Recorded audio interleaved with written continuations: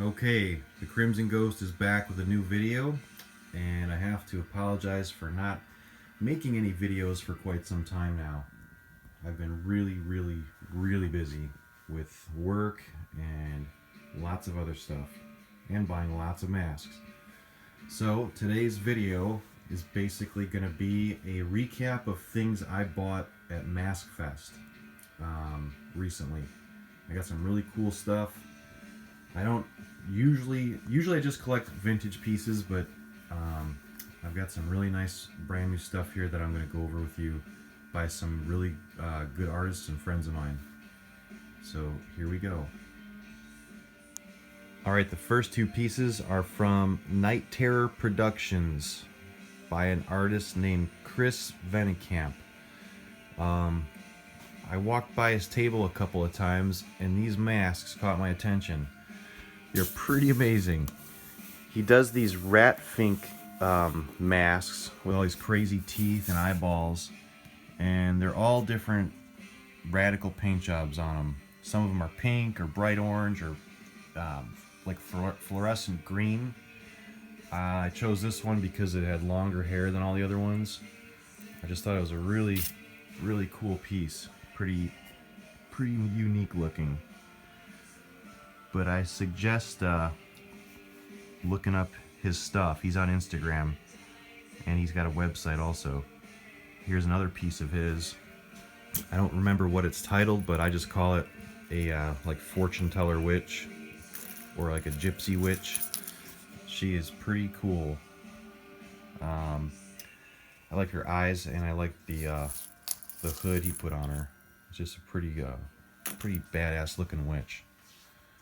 So look up Chris on Instagram, Chris Vennekamp, and you will not be disappointed. His stuff is cool.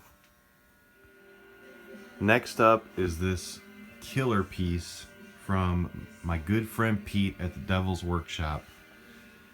Pete's booth this year at Mask Fest was just insane. The coloring on his masks were just so vibrant. He had crowds around his table the whole weekend. His work lately is just phenomenal, as always, but he's getting into this crazy hair now, like, you know, vintage punk looking, or I don't even know what to call it, but multicolored hair. Probably can't tell, but there's yellow eyes and yellow teeth in this guy. It's actually the Phantom of the Opera that he reworked with a crazy hairdo, and it's called the Nightcrawler Phantom. But if you're not familiar with the Devil's Workshop, you need to be. Go find him on Instagram and look at his stuff, because it's just incredible. I think he sold out all of his masks within about a day and a half at the show. Pretty impressive.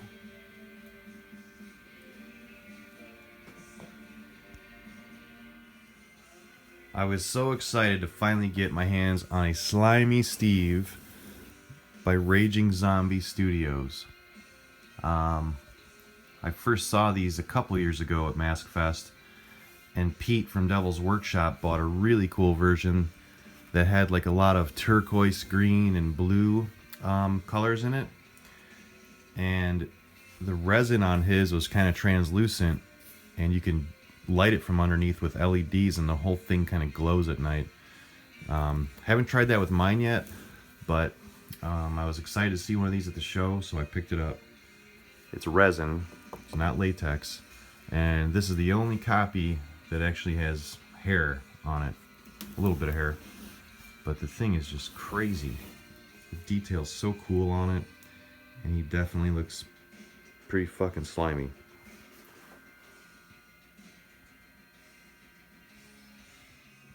Okay, another booth that caught my attention at the show was Uncanny Valley Productions. These guys make vacuum formed plastic masks that are super detailed. This is, here it is, it comes off of that. It's not that mask, it's just this. But it's vacuum formed plastic, just like the old Ben Cooper masks you wore as a kid. But This thing is so detailed and it's got amazing depth to it. It fits your face perfectly. See?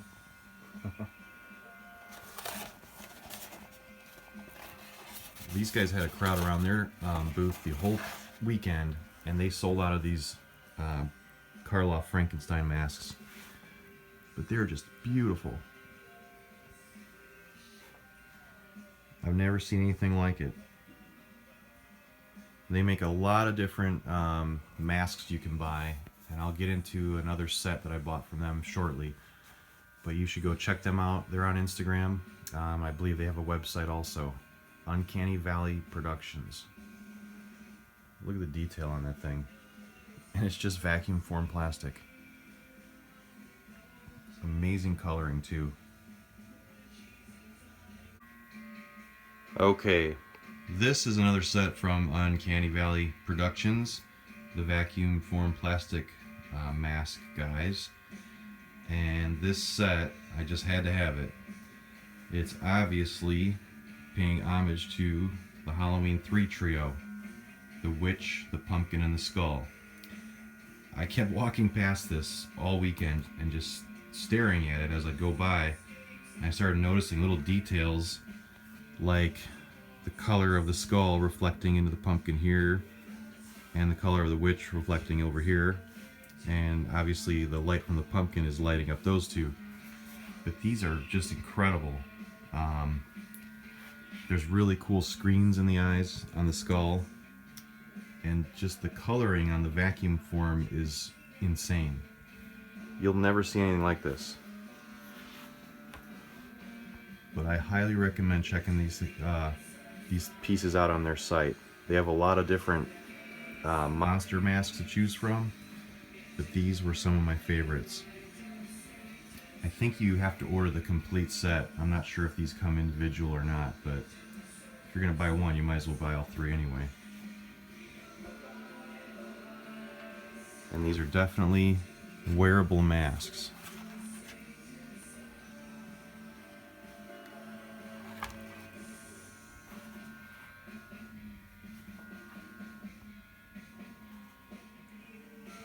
Last but definitely not least is this incredible Reverend Kane Poltergeist 2 piece by Connor Dellis.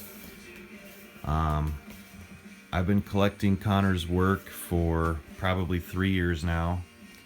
He is famous for his Texas Chainsaw Massacre Leatherface masks. I'm sure most of you know exactly who I'm talking about, but every year he produces a real special piece for the show, and I buy them up every year. I bought the Grandpa up there. All these Texas Chainsaw pieces are Connor's. The Nubbins bust is made by Connor. And of course, the Pretty Lady mask. He makes all the Leatherface masks, but you could see that those are some special and amazing works of art. Back to this thing. As soon as I walked in, I seen it on his table, and I think I bought it in about 4 minutes. I just freaked out.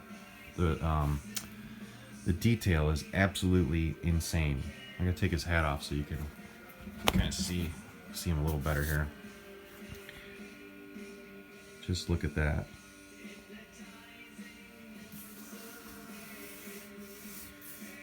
You just kind of wait for him to start talking to you. It's so lifelike and realistic.